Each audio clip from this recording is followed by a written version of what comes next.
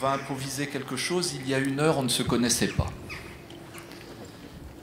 Il y a 4 ans, je me suis trouvé dans la même situation avec Edoui Plenel.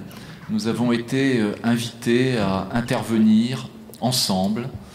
Et avant de monter à l'estrade, nous ne nous connaissions pas. Enfin, je le connaissais, évidemment, mais nous ne nous étions jamais rencontrés. Et puis, il s'est passé quelque chose de particulier, une rencontre. C'est beau, les rencontres. Et on a dialogué, une relation est née, et puis elle se poursuit depuis, et assez régulièrement, nous faisons ce que nous appelons nos conférences à 2 voix. On se répond, et on prolonge, tant et si bien que ce manifeste pour une France de la diversité a été préfacé par un long texte d'Edoui Plenel. C'est bien plus qu'une préface, et c'est pourquoi ce manifeste pour une France de la diversité, fruit de cette relation qui est la nôtre, est un peu aussi une conférence à 2 voix. Voilà. Ce soir, ce sera avec Fabrice, que je ne connaissais pas il y a 1 heure, qui n'a pas la même histoire, qui n'est pas de la même génération que moi, contrairement à Edoui Plenel, et j'espère qu'on va aussi tisser des liens. Voilà.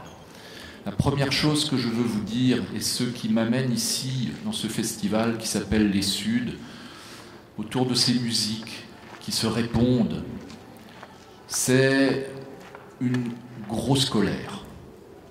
Une grosse colère devant quelque chose que je vois se développer depuis quelques années et qui est l'addition d'une perte du sens des mots, d'une perte du sens des chiffres et parfois d'une perte du sens tout court. Je veux illustrer très rapidement ce que je viens de dire à partir de quelques exemples. On nous parle des migrants. Les migrants. Je me rappelle que dans les générations qui nous ont précédés, les Espagnols qui arrivaient avant la Seconde Guerre mondiale, on les appelait des réfugiés. C'est pas tout à fait la même chose d'être réfugié. Un réfugié, il cherche un refuge, il fuit des bombes, ça va de soi. C'est dans le mot même, réfugié. Dans le mot migrant, il y a une part d'incertain, d'incertitude, peut-être même de crainte. On ne sait pas trop. Ça fait peur. Et nous avons été vaincus parce que nous avons perdu des batailles, nous qui parfois tous utilisons le mot migrant comme une forme d'évidence. Et puis voilà que des migrants se retrouvent à Calais. Dans quel lieu? Dans ce lieu de grande indignité pour un pays démocratique. Un lieu que l'on appelle une jungle. Il n'est pas nécessaire de prendre des dictionnaires trop épais pour se rendre compte que le mot jungle n'est a priori pas destiné à accueillir des êtres humains. Et voilà, le mot migrant se banalise, le mot jungle se banalise et nous l'employons aussi, la jungle de Calais, comme une espèce d'évidence. Mais où en sommes-nous? La perte du sens des chiffres, je veux juste en rester sur un exemple. La seule petite Bretagne. Ce n'est rien la Bretagne, c'est une péninsule au bout de l'Europe. La seule petite Bretagne, elle ne donne de leçons à personne, c'était comme ça, c'est l'histoire, a accueilli 27 000 réfugiés espagnols. 27 000. Voilà. Et depuis quelques mois, quand arrivent quelques centaines, en Bretagne toujours, de migrants, c'est un scandale, il y a des manifestations, des contre-manifestations. C'est une sorte d'impossible. 27 000 réfugiés espagnols. Alors on peut poursuivre de proche en proche. Et on entend ce discours de crispation face à l'autre, l'autre comme une menace. Et ce discours, que l'on qualifie bien souvent d'identité nationale, il se fige autour de quelques éléments qui seraient intangibles. Une racine unique qui ferait de nous des Français. Mais regardons l'histoire, là encore, et cherchons le sens des choses. Notre population, la France, elle est faite des ailleurs, Combien de générations d'Italiens, d'Espagnols, de Polonais? Combien de générations des Afriques et de ces anciennes colonies dont nous reparlerons peut-être tout à l'heure? C'est ça la France, c'est le pluriel. Et notre langue, cette langue que nous aimons, la langue de nos grands auteurs, la langue que nous essayons, Fabrice et moi, d'écrire le moins mal possible, cette langue, elle est enrichie au fil des siècles, là encore des ailleurs, les mots de l'italien qui arrivent à la Renaissance, les mots de l'arabe, les mots de l'anglais aujourd'hui, bref, la langue, ce n'est pas une racine unique, c'est des rhizomes, comme les populations. Et puis on peut prolonger, et on arrive au sud. L'interculturel est toujours au cœur du culturel. Les musiques de Bretagne, elles sont enracinées, et elles sont ouvertes au monde et aux contemporains, parce que c'est ainsi. Nos cultures doivent aussi, et depuis toujours, parce que les populations bougeaient, doivent aussi aux ailleurs. Alors, moi qui viens d'une région à fortes racines, on va nous dire, regardez l'art religieux breton, les magnifiques calvaires. Eh bien, je vous invite à aller visiter les calvaires. C'est vrai que c'est une belle région, la Bretagne, et vous verrez le retable de Lampol Guimillot, 3 étoiles dans tous les guides, ce retable qui vient d'Anvers. Et puis, vous continuerez et vous vous intéresserez à ces danses traditionnelles. Moi, je viens d'une petite ville qui s'appelle Guingamp. Ah, voilà, Guingamp, club de foot. Formidable club de foot, mais enfin, une danse traditionnelle. La danse traditionnelle bretonne que ma grand-mère dansait. La dérobée, ça s'appelle. Eh bien voilà, les historiens s'y intéressent. Et c'est une tarentelle qui nous vient du Piémont, ramenée par des soldats napoléoniens de ce pays-là. Et on peut multiplier les exemples. Voilà. D'où ce coup de gueule, un petit peu, qui, en lien avec Edoui Plenel, a justifié l'écriture de ce manifeste pour une France de la diversité, pour rappeler que le divers est une chance, que le pluriel est notre passé, notre présent et notre avenir, et que le combat contre les murs, contre les crispations, contre les fermetures de ces identités closes sur elles-mêmes, qui ont engendré tant de drames il y a un siècle actuellement, combien de drames au nom de ces nationalismes fermés sur eux-mêmes, ce qui me permet de finir en disant que le mot France, il vient d'une langue germanique.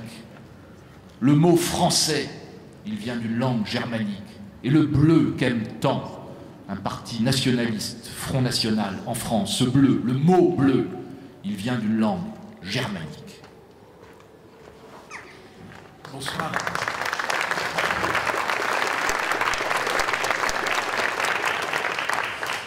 Bonsoir à tous. Alors, vous l'avez constaté, je ne suis pas Edoui Plenel, en dépit de quelques similitudes pileuses sur le bas du visage. Je n'ai pas préfacé le merveilleux manifeste de Jean-Michel Boulanger, qu'il faut absolument lire à la fois comme une alarme, comme une alerte, et comme une forme de thérapie pour l'avenir.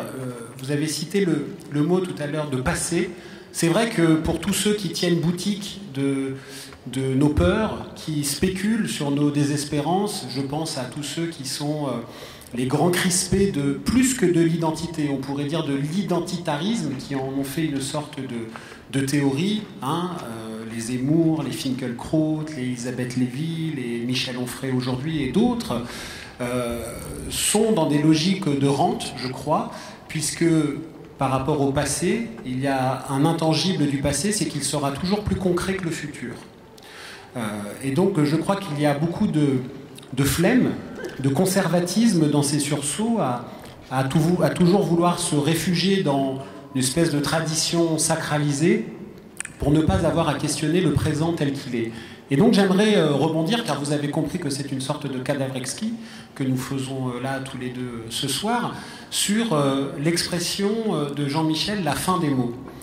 Moi, mon domaine de spécialité dans mon travail, le journalisme à Mediapart, où je dirige le service des enquêtes, c'est celui de l'argent, de la corruption, comme l'avait dit le bon Mitterrand, hein, le Mitterrand d'opposition, celui qui n'était pas devenu le monarque qu'il avait tant décrié quand c'était De Gaulle qui était à son siège, cet argent qui pourrit jusqu'à la conscience des hommes.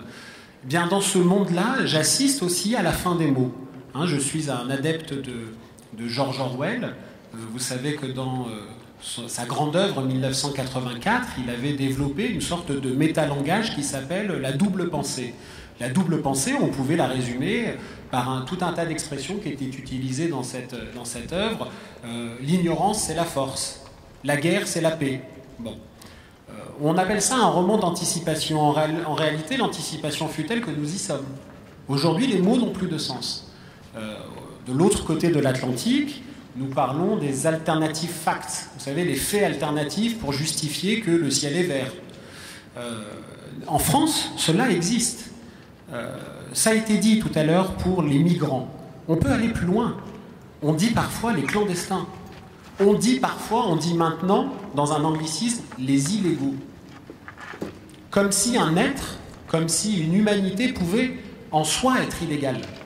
C'est une situation, l'illégalité. Ça n'est pas un être, ça n'est pas une fonction, c'est une situation. Vous avez des papiers, vous n'en avez pas, vous êtes sur un territoire sur lequel vous ne pouvez pas répondre de votre présence. Dans le domaine des affaires, j'ai le souvenir qu'au lendemain de la mise en examen d'un ancien président français, M. Sarkozy, dans l'affaire Big Malion, son bras droit, M. Hortefeux, est allé à la radio, c'était sur Europe 1, pour dire, ouvrez les guillemets, je cite, sa probité et son intégrité ne sont pas remises en cause. Tiens donc, le lendemain de la mise en examen de quelqu'un dans des faits de corruption. Je me souviens que au moment du débat de la loi travail, qui va revenir là, en version bis, numéro 2, vous avez tous entendu qu'il fallait mieux licencier pour embaucher. Pendant les débats sur la loi renseignement, vous avez entendu que la surveillance, c'était la liberté. Sur la question qui nous anime ce soir de la diversité, nous avons une classe politique qui a la haine viscérale, en tout cas dans le discours de l'islam politique, mais qui n'a aucune difficulté à aller vendre du matériel de guerre et des armes à des théocraties, à des monarchies, des pétromonarchies comme l'Arabie Saoudite, dont la doctrine, le wahhabisme, est la matrice idéologique de Daesh. La même. C'est le même code pénal. Bon. Ce que je veux dire par là, c'est que, pour reprendre une phrase, on en parlait tout à l'heure, trop souvent attribuée à Albert Camus, qui est en réalité de Brice Parent, mal nommer les choses, c'est ajouter au malheur du monde. Et je crois que sur les questions qui nous obsèdent ce soir, quand on perd les mots, on perd un peu des faits, et quand on perd les faits, on perd un peu de la liberté, de notre liberté de savoir, de notre liberté intranquille de comprendre le monde tel qu'il est. Et sur cette question de la diversité, j'ai envie de repasser la parole à Jean-Michel en lui posant une question, puisque sa colère naît notamment d'une situation qui n'est pas d'aujourd'hui. Ceux qui défendent les mots, ceux qui défendent la diversité, ceux qui, rendez-vous compte, nous en sommes aujourd'hui à devoir défendre le terme de multiculturalisme. Moi, je suis d'une génération plus jeune que Jean-Michel. Je suis né en 1981. J'ai toujours grandi, dans mes jeunes années, avec l'idée que le multiculturalisme n'était pas un problème. Au contraire, ça ne se débattait pas. Aujourd'hui, le mot antiracisme est devenu un problème. L'antiracisme est, pour certains, un nouveau racisme. Tout cela ne vient pas de nulle part. C'est une bataille culturelle qui a été perdue. Il y a 15 ans, un petit livre que je vous invite à lire de l'universitaire Daniel Lindbergh, qui s'appelait « Le rappel à l'ordre », avait annoncé la défaite idéologique. Idéologique pas au sens partisan, au sens culturel du terme. Ce que j'ai énoncé tout à l'heure, hein, c'est pas rien. Nous sommes dans un pays où un parti identitariste, le Front National, fait 11 millions de voix. Il perd, tant mieux. Il fait 11 millions de voix à l'élection présidentielle. c'est un fait qui nous requiert, nous. La question que je voulais poser, c'est est-ce que d'une certaine manière, le camp qu'on pourrait appeler celui des progressistes, bien que le terme ait été capté aujourd'hui par le mouvement En Marche, mais enlevons la patine de la couleur politique, est-ce que c'est pas la première des urgences pour les progressistes que de reconquérir ces territoires culturels avant même de parler et de l'économie, et de l'état d'urgence, et de je ne sais quoi et je ne sais quoi, qui pourtant saturent notre conversation publique? Oui, moi je suis persuadé que c'est l'enjeu majeur. Ce qui sature notre espace public, c'est pour moi aussi la tyrannie du chiffre. Cette tyrannie du chiffre, cette tyrannie du tableau Excel, cette tyrannie des pourcentages, cette tyrannie des évaluations uniquement chiffrées de nos politiques publiques, c'est terrible ça, parce que cette tyrannie du chiffre nous fait oublier le sens même des politiques publiques. Et pour prolonger le propos autour de la question que vient de poser Fabrice, sur cette France multiculturelle qui n'ose même plus se dire telle, je crois qu'il faut replonger dans l'histoire. Et l'histoire est un élément évidemment central qui nous amène dans cette situation que nous connaissons aujourd'hui. C'est une longue histoire. La France va, comme nation, se développer à partir de la Révolution française. La Constitution de 91 dit « La France, le royaume, est un et indivisible ». La Constitution de septembre 92 dit « La République est une et indivisible ». Il y a là une volonté, une extraordinaire volonté de la Révolution que de créer cette unité et cette indivisibilité. On peut le comprendre à ce moment-là, tant la Révolution est menacée et tant la France est une mosaïque, une somme de terroirs. Reprenons Fernand Braudel, reprenons tous les historiens qui ont travaillé sur l'identité de la France, et ils insistent sur ce fait absolument majeur, c'est que à la période révolutionnaire, la France, elle est totalement plurielle. Et il faut construire une unité et une indivisibilité à partir d'une mosaïque. Et du coup, à partir de la Révolution, et tout au long du 19e et tout au long du 20e, on va rajouter un troisième mot qui, lui, n'est pas constitutionnel, mais qui va être en toile de fond de tous les politiques publiques, c'est le mot d'uniformité. La France est une et indivisible, et pour être une et indivisible, alors qu'elle est une mosaïque, elle va bâtir des politiques basées sur l'uniformité. On l'a vu tout au long du 19e siècle. Et l'émergence de la République le montre très clairement. Et on l'a vu douloureusement en Bretagne. On l'a vu douloureusement en Bretagne quand des cultures populaires, quand des langues populaires ont été combattues au nom d'une langue, la langue française que nous parlons aujourd'hui, qui nous était présentée comme la langue de l'émancipation, comme la langue de l'avenir, comme la langue qui allait ouvrir les portes du demain. Les langues populaires étant condamnées au passé. Le problème, c'est que quand on construit des discours de hiérarchie entre des cultures, quand on construit des discours de hiérarchie entre des langues, eh bien, il y a des gens qui peuvent se sentir méprisés. Quand on dit que la langue qui est la vôtre, qui est votre langue maternelle, est une langue qui ne sert plus à rien du tout, qui n'ouvre aucune porte de l'avenir, qui n'ouvre pas les portes de la ville, eh bien, d'une certaine manière, c'est quand même un peu votre mère et les vôtres qui sont déconsidérés. La France s'est construite autour d'une idée d'uniformité, alors qu'elle était plurielle. L'abbé Grégoire, au moment de la Révolution, fait une enquête sur les langues et les patois de France. C'est très clair. Il y a 89 départements qui sont créés en 90, 89. Et sur les 89 départements, les couches populaires ne parlent la langue française que dans 15 d'entre eux. Ça veut dire qu'il y a 75 départements où les classes populaires, les milieux populaires ne parlent pas la langue française. Un siècle plus tard, elles le parleront.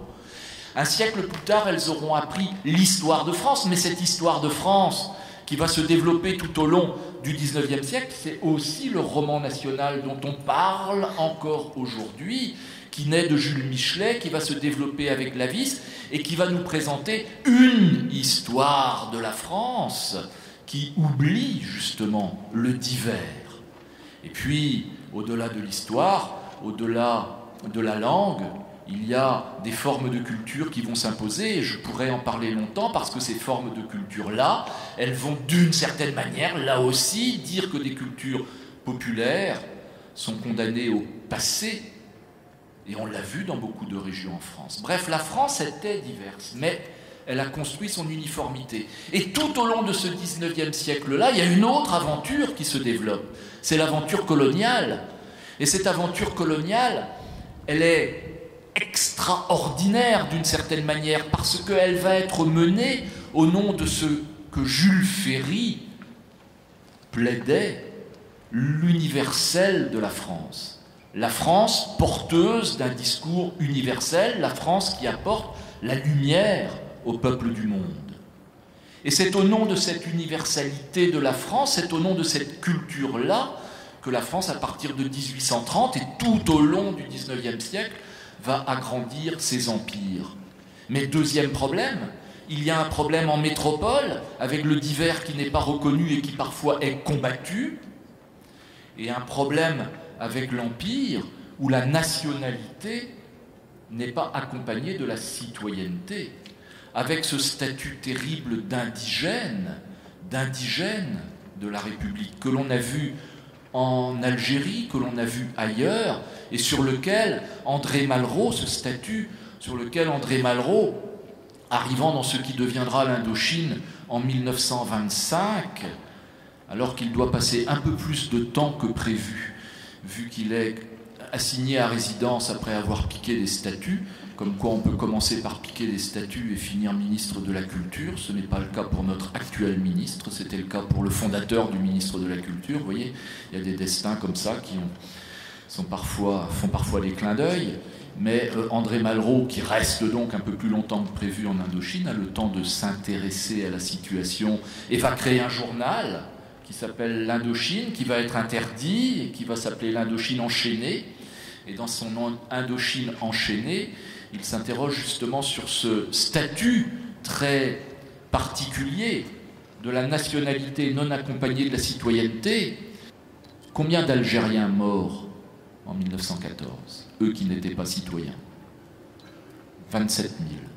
Combien de blessés? 72 000, sur 172 000 Algériens qui ont rejoint le front.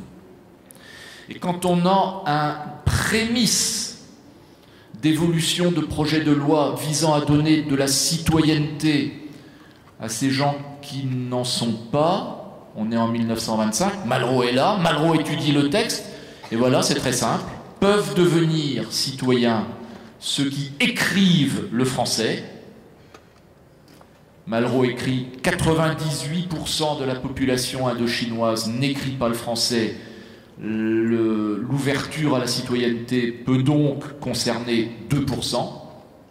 Article 2, ne peuvent acquérir la citoyenneté française que ceux qui n'ont pas mené des actions contre l'Empire français. Or, dans les 2% qui restent, il y a des intellectuels, évidemment, indochinois, Ho Chi Minh en sera un, qui écrivent le français, mais qui ne peuvent pas être concernés par la citoyenneté. C'est aussi notre histoire. C'est aussi notre histoire d'un pays qui est né pluriel dans sa métropole et qui a construit son uniformité au nom de son unité, et d'un pays qui a régné sur un très vaste empire en inventant des systèmes hybrides qui, dans les deux cas, pour les régions, je le ressens comme tel, je viens de Petite-Bretagne, comme je vous le disais tout à l'heure, et pour tant d'autres venus de l'Empire, ont vu leur vie se dérouler sous un regard qui pouvait être, pour le moins, méprisant. Et le mépris peut engendrer des colères. Et c'est notre histoire aussi. Et je crois que le moment est venu, parce que la fin de l'Empire est lointaine maintenant. Le temps est venu pour regarder les yeux dans les yeux cette histoire. Pour moi, il ne s'agit pas de question de repentance. Ce n'est pas une question de repentance. C'est l'histoire, c'est notre histoire. Mais de le dire. Les mots pour le dire. Dire l'histoire de la France. Et retisser les liens de la dignité pour tous ceux qui ont pu, tout au long de ces 2 siècles, ici et là, se sentir bafoués dans ce qu'ils portaient en eux d'identité territorialisée, identité qui va se tisser avec d'autres identités et qui arrive à la situation d'aujourd'hui, en 2017, où nous avons tous des identités composites. Mais je ne veux pas que mon identité française, qui est pleine et entière, je suis à 100% français, profondément, intimement, je ne veux pas que mon identité française bannisse mon identité bretonne. Je suis breton à 100%. Et je me sens européen, tout autant. Voilà. Je crois que nous sommes tant et tant comme ça. Et il faudrait, on parle de Finkielkraut, on parle de Zemmour, il faudrait que nous abandonnions une part de nous-mêmes en rentrant dans la maison commune. Non, je préfère l'intégration à l'assimilation. Et je crois que le combat de l'intégration est un combat qui, respectant le multiple en nous, est un combat pour le XXIe siècle.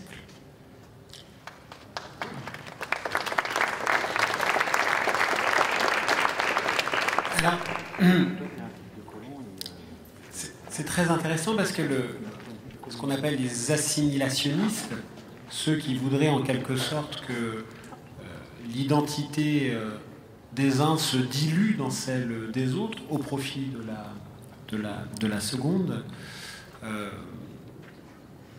fait totalement écho à ce qu'on disait précédemment sur la fin des mots et la haine des faits, telle que nous la connaissons aujourd'hui et telle qu'elle a été édictée depuis le surgissement de ce drôle de concept de roman national s'agissant de l'histoire.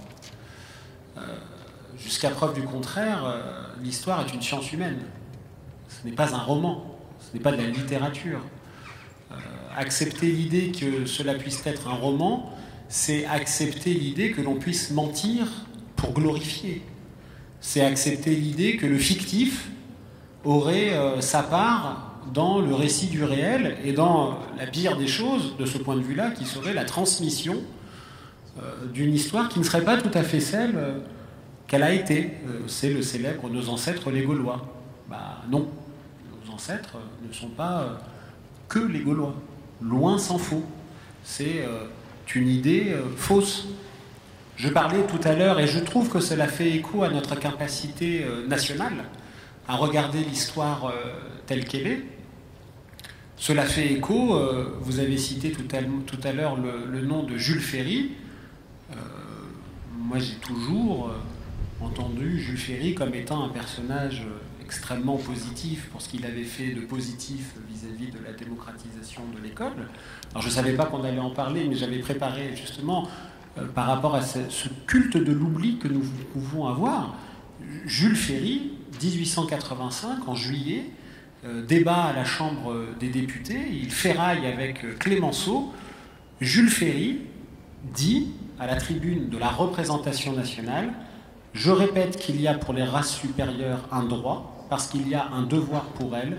Elles ont le devoir de civiliser les races inférieures. » Pourquoi je dis ça? Parce que moi, pas pour parler de moi-même, je n'ai pas fait d'études, je n'ai pas de diplôme autre que le baccalauréat, donc j'ai échappé à tout un tas d'académismes vis-à-vis de tout ça. J'ai découvert ça récemment.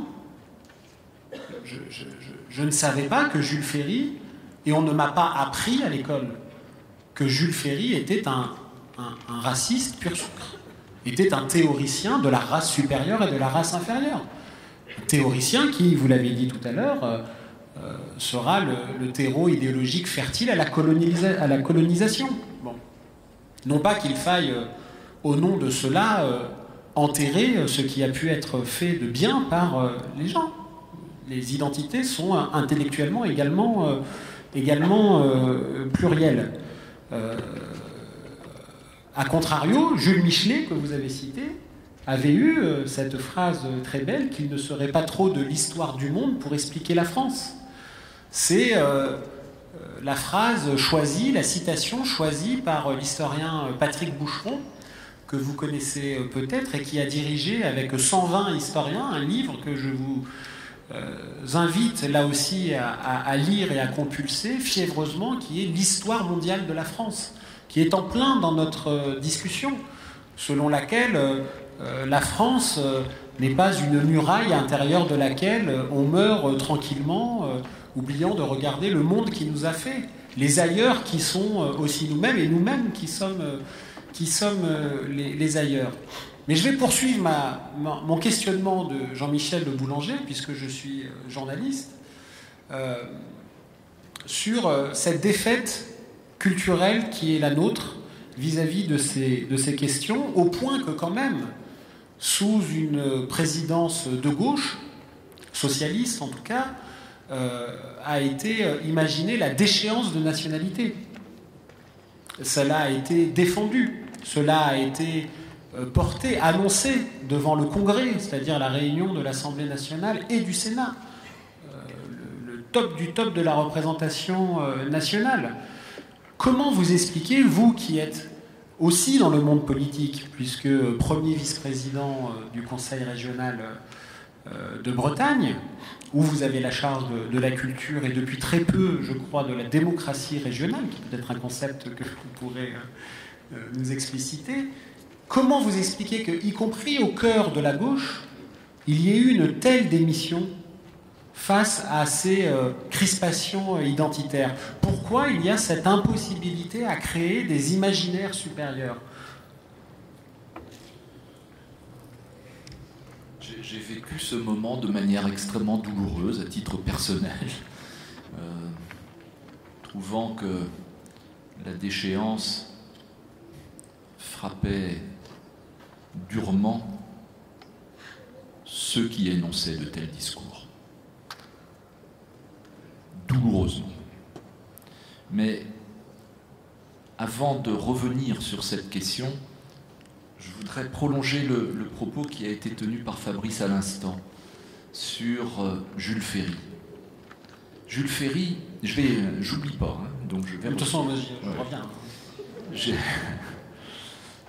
On est à Mediapart, là. Hein. Je sais.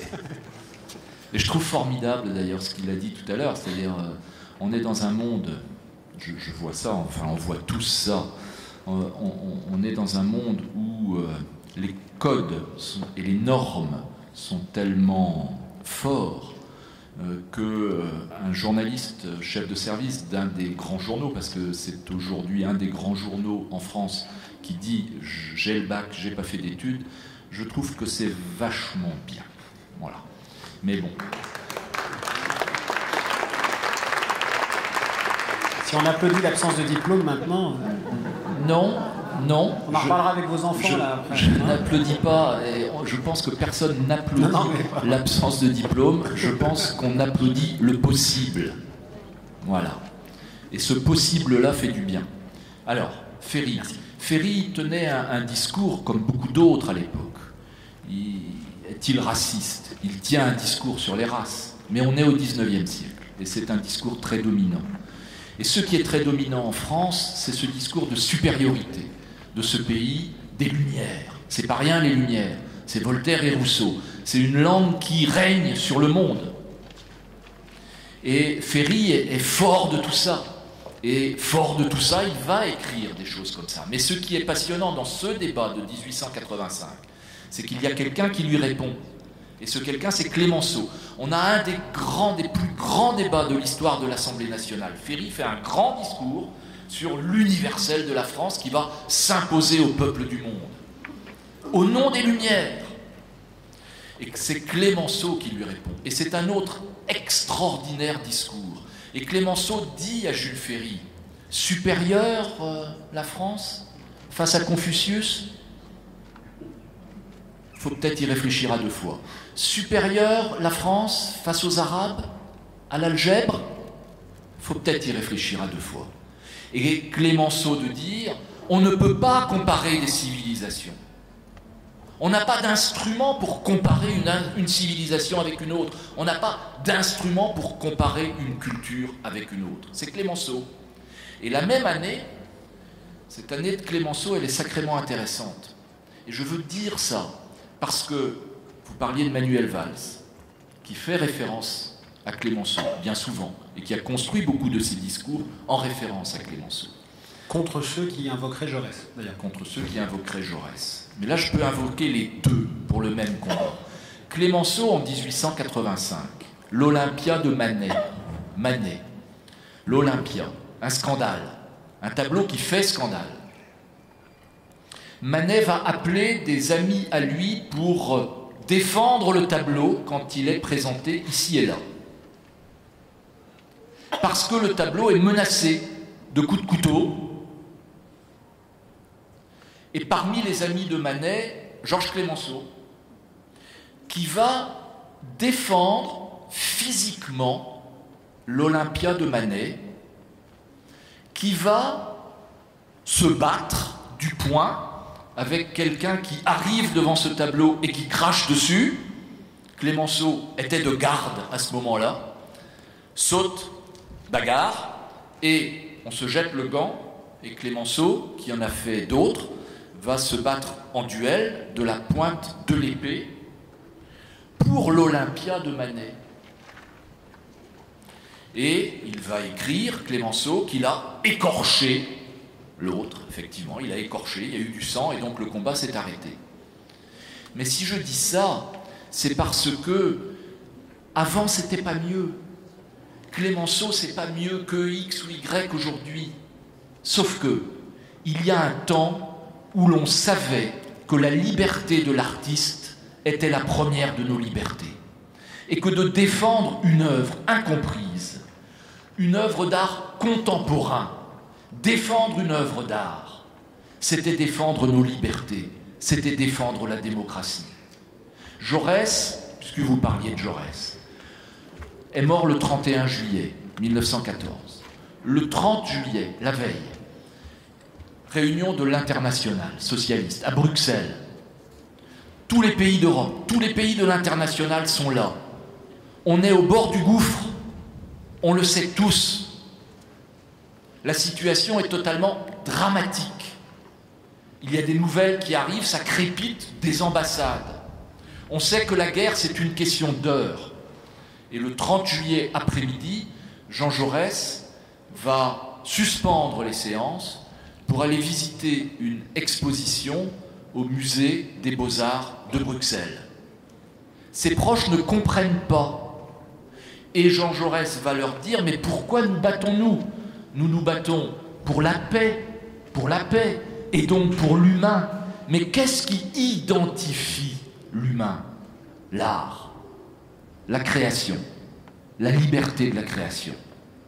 Allons au musée des Beaux-Arts de Bruxelles. Et il y va. Le lendemain, il rentre à Paris, et on le sait, il est assassiné. Clémenceau et Jaurès partageaient ça. Et je veux le dire ici parce que on est dans un festival de création. Les dictatures commencent toujours par couper les doigts de Victor Jara dans le stade de Santiago du Chili. Les dictatures commencent toujours par fermer les journaux libres, comme Mediapart. Les dictatures commencent toujours par interdire la création.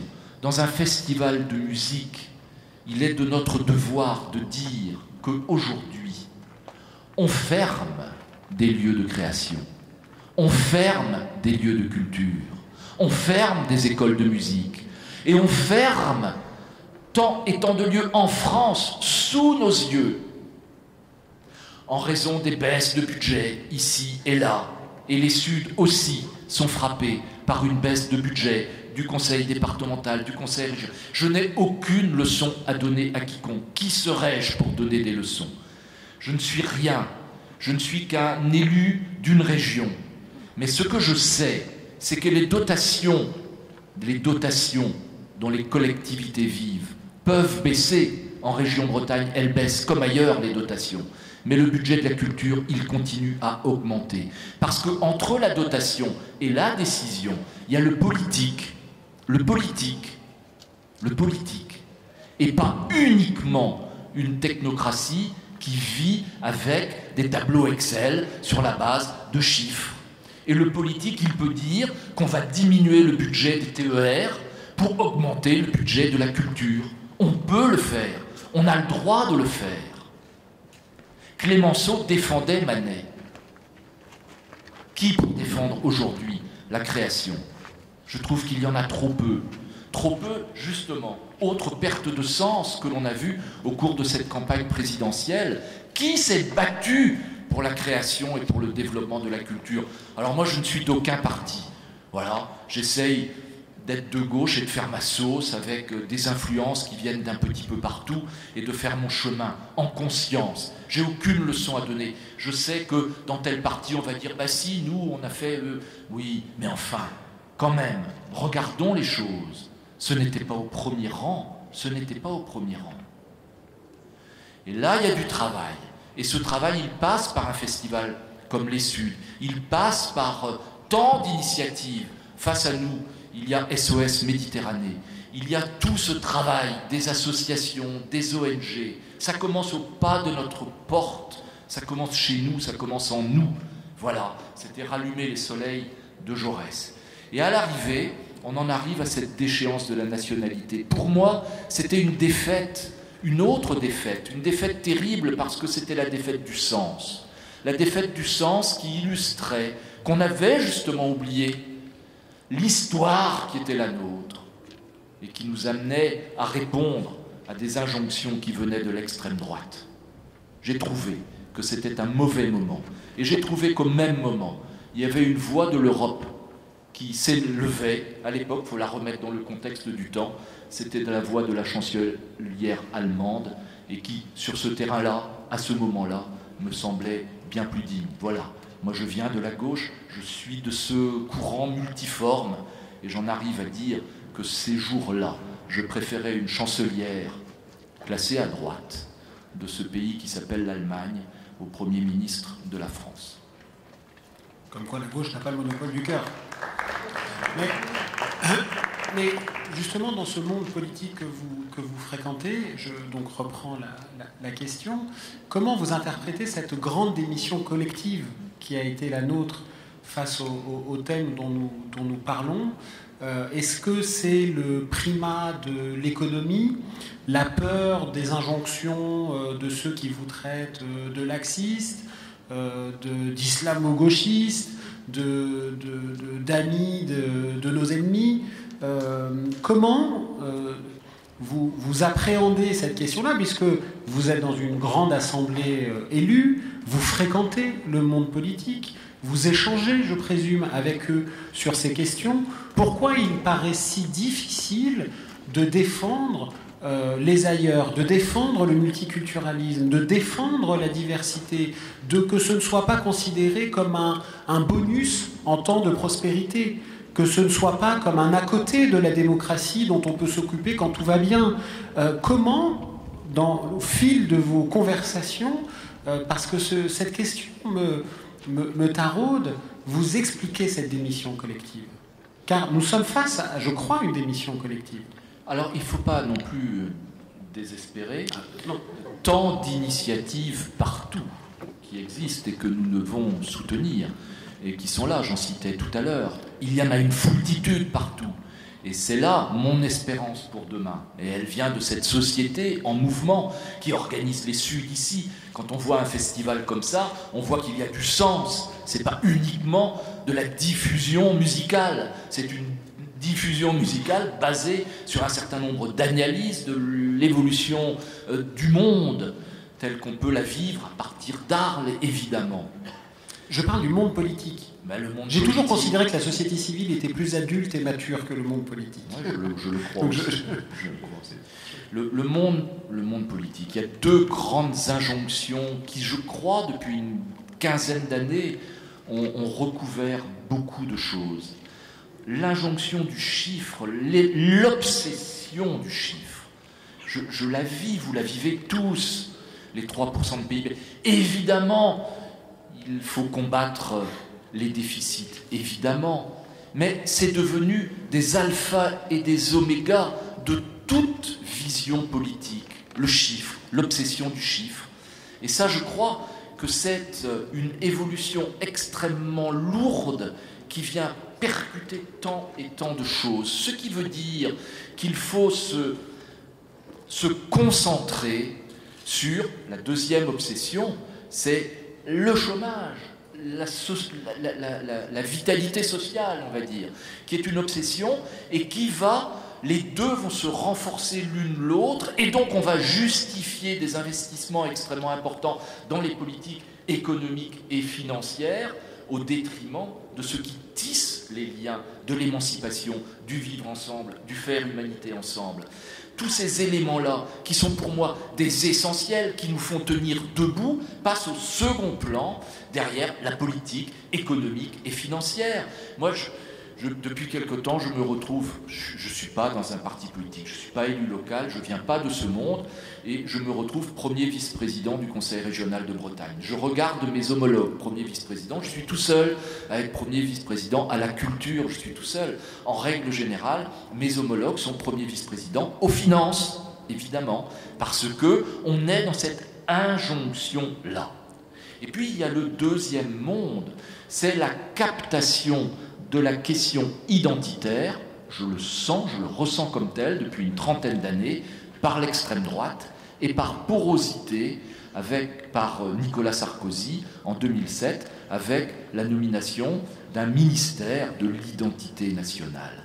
Et là, je crois qu'une barrière qui était relativement étanche entre l'extrême droite et la droite républicaine va être abattue en 2007 autour de cette conception de l'identité basée sur l'uniformité, la racine unique. Et là où il y a eu combat perdu, c'est que la gauche n'a pas mené le combat de l'identité plurielle, de l'identité composite, des liens qui se tissent face à cette espèce de mastodonte de l'identité unique, de l'identité nationale, repliée sur elle-même, et qui faisait écho à un roman que l'on construit, avec ses grands hommes, avec sa grande histoire. Et ça fait sens. Et c'est si beau de découvrir d'où l'on vient quand on ne sait pas où l'on va. Et dans la grande incertitude de la mondialisation et de la globalisation, ne sachant pas où l'on va, eh bien, de proche en proche, on se replie sur un fantasme d'où l'on vient. Et ça a pris. La gauche n'a pas mené la bataille.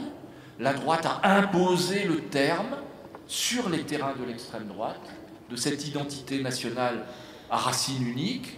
Et arrive le livre d'Alain Finkielkraut, Identité malheureuse. Oui, de ce livre, je retiens le titre. Ma part d'identité française est malheureuse de voir que ma gauche plurielle n'a pas combattu au nom du pluriel. Et je persiste à penser que c'est pas trop tard, parce que le 21e siècle sera un siècle de relations, sera un siècle de migration, sera un siècle du mouvement. Le lointain devient proche, plus que jamais. Le lointain est dans nos poches, avec tous ces écrans qui nous parlent de tous les ailleurs. On peut plus que jamais métisser nos relations. Et donc, cette question reviendra.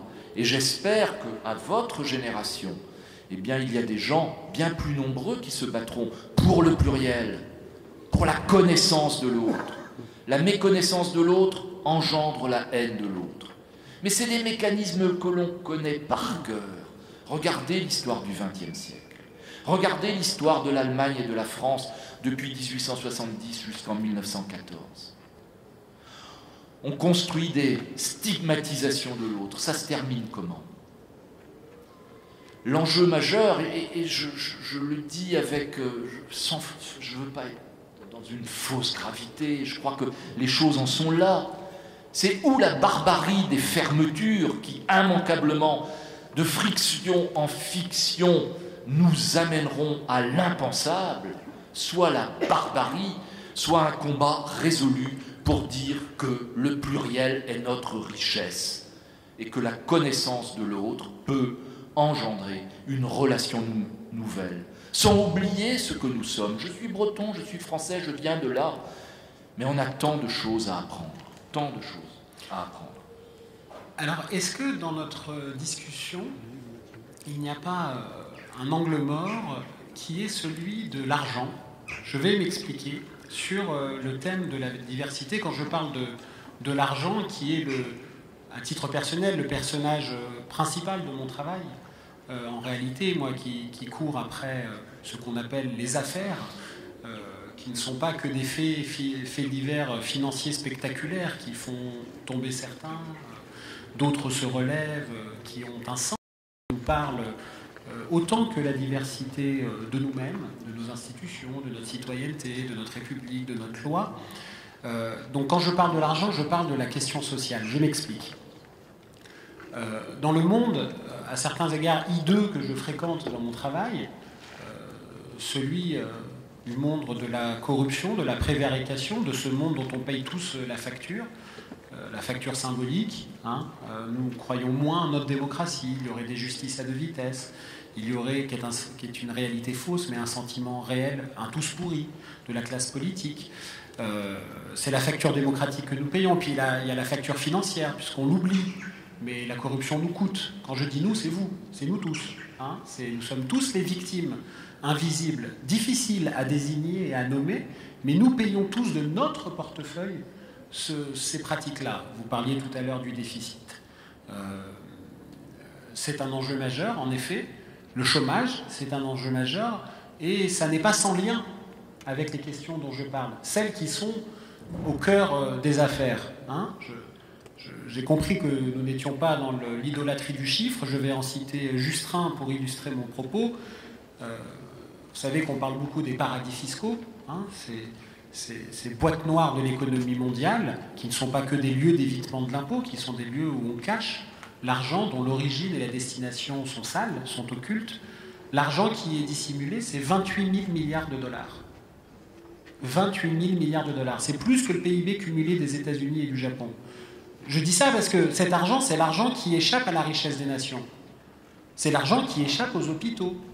C'est l'argent qui échappe aux policiers qui nous protègent, aux professeurs qui nous éduquent, aux dotations de l'État pour les activités notamment culturelles. C'est le patrimoine de ceux qui n'en ont pas.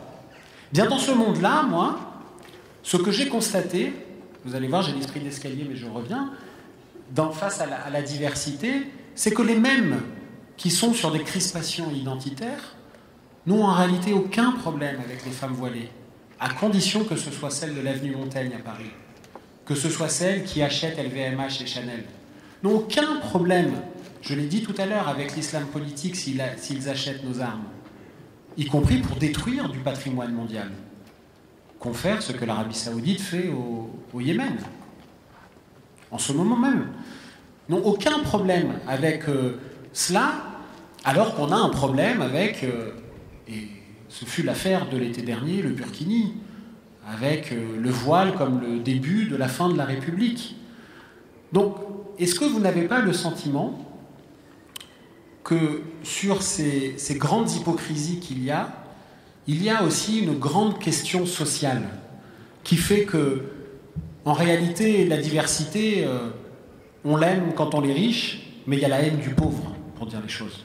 C'est toute notre histoire, et pour reprendre le propos qui était tenu tout à l'heure sur le 19e siècle très divers qui va être conduit à une forme d'uniformité, je me rappelle que les cultures populaires, les Bretons, les Basques, les Corses, les Occitans, qui parlaient une langue qui allait être progressivement éradiquée, du moins tentait-on de le faire, eh bien c'était les pauvres. Et les Bretons qui arrivent à Saint-Denis, les Bretons qui arrivent au Havre, les Bretons qui partent sur les chemins de l'immigration, qui sont porteurs de ces langues populaires, ils sont aussi des pauvres. Et puis arrivent nos colonies dont on parlait tout à l'heure, et les nouvelles couches qui vont arriver en France. Alors avant les colonies, c'est les Polonais, c'est les Italiens, des pauvres. Et puis tous ceux qui vont venir d'Afrique noire et d'ailleurs, et qui vont participer à la construction et à l'entretien de nos villes, des pauvres aussi. Et notre histoire de l'uniformité, elle a été évidemment aussi liée à une histoire sociale de la France, où ceux qui étaient porteurs de culture des ailleurs étaient aussi socialement en situation d'infériorité. Les deux se lient, évidemment. Et ce qui est le prolongement presque logique, et c'est, on va dire, exactement la même chose, c'est qu'aujourd'hui, moi je l'ai entendu, quand on veut réclamer pour la Bretagne, je viens de là, excusez-moi de reprendre cet exemple, quand on veut réclamer une régionalisation beaucoup plus poussée, parce que l'on estime que ce pays très jacobin ne correspond pas à ce que nous souhaitons et que nous imaginons que le pouvoir régional pourrait être beaucoup plus fort qu'il l'est, il y a des exemples en Europe qui le montrent, eh bien on nous rétorque, et cela m'a été dit, que ce serait une menace pour la République et un risque de communautarisme. Le mot est lâché, communautariste, comme tant d'autres sont communautaristes. Mais qui sont ces communautarismes-là? Et que pèsent-ils face au communautarisme des puissants? Que pèse-t-il face au communautarisme des puissants? Ce communautarisme qui est à l'œuvre dans la plus haute de nos sociétés, dans ce monde-là, qui forme une espèce de bulle, c'est une réalité, et qui forme du commun partagé dans un entre-soi, partagé. N'y a-t-il pas là un risque de communautarisme beaucoup plus important que celui qui est aujourd'hui porté par quelques Bretons qui souhaitent une régionalisation beaucoup plus active? Je le pense. Il y a aussi des communautarismes à deux vitesses et des communautarismes intégrés aux sphères dominantes d'une société où ceux qui viennent des couches inférieures sont porteurs, eux, d'un communautarisme qu'il faudrait à nouveau éradiquer. Mais sauf que, je pense, et j'en suis même totalement persuadé, qu'on peut être breton et français, totalement, et que de réclamer pour la Bretagne n'est pas une atteinte à la République, c'est au contraire un enrichissement de la République. À mes yeux, une République girondine serait peut-être plus citoyenne qu'une République jacobine. On arrive au terme de notre soirée, donc vous l'avez compris, on peut être breton et français, savoyard et français, juif et français, musulman et français, rien est français, tout est français. Et que ce sera mon mot de conclusion, c'est une rencontre atypique, nous sommes deux profils très différents, et j'en viens à la certitude que se battre pour la diversité, c'est lutter contre la corruption. Lutter contre la corruption, c'est se battre pour la diversité. Merci à tous. Merci.